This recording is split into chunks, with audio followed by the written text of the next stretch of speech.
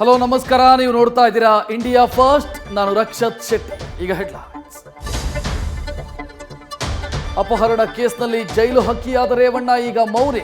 ಜೈಲಿನ ಮೆನುವಿನಂತೆ ಮುದ್ದೆ ಮುರಿದ ರೇವಣ್ಣ ಶುಭ ಸೋಮವಾರಕ್ಕಾಗಿ ಕಾದಿದ್ದಾರೆ. ಬೇಲ್ ಬೇಸರದಲ್ಲಿರೋ ರೇವಣ್ಣ ಅವರಿಗೆ ಹೊಟ್ಟೆ ನೋವಿನ ಚಡಪಡಿಕೆ. 6 ಮಂದಿ ಎಸ್ಕಾಟ್ಸ್, 2 ಸೆಕ್ಯೂರಿಟಿಗಳ ನಿಯೋಜನೆ ಕೂಡ ಆಗಿದೆ.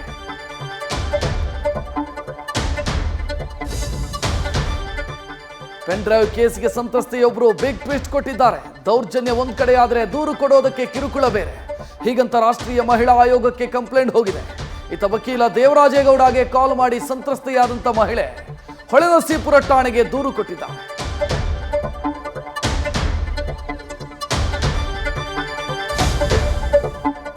ಪ್ರಜ್ವಲ್ಗೆ ಒಂದರ ನಂತರ ಮತ್ತೊಂದು ಸಂಕಷ್ಟ.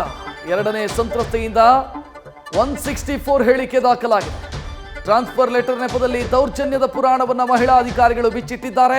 ಇತ್ತ ಪ್ರಜ್ವಲ್ ಕರೆತರುವಲ್ಲಿ ಕೇಂದ್ರ ಸರ್ಕಾರದ ವಿರುದ್ಧ ರಾಜ್ಯ ಸರ್ಕಾರ ಅಸಹಕಾರದ ಅಸ್ತ್ರವನ್ನು ಪ್ರಯೋಗಿಸಿದೆ.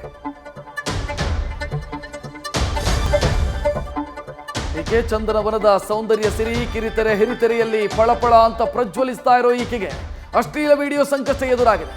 ನಟಿ ಜ್ಯೋತಿ ರೈ ಅವರದು ಎನ್ನಲಾದ ಖಾಸಗಿ ವಿಡಿಯೋ ವೈರಲ್ ಆಗ್ತಾ ಇದ್ದು, ಇದು ಮಾರ್ಫಿಂಗ್ ಅಂತ ಘಟನೆ ಸಂಬಂಧ ಸೈಬರ್ ಕ್ರೈಮ್ಗೆ ದೂರು ಕೊಟ್ಟಿದ್ದಾರೆ.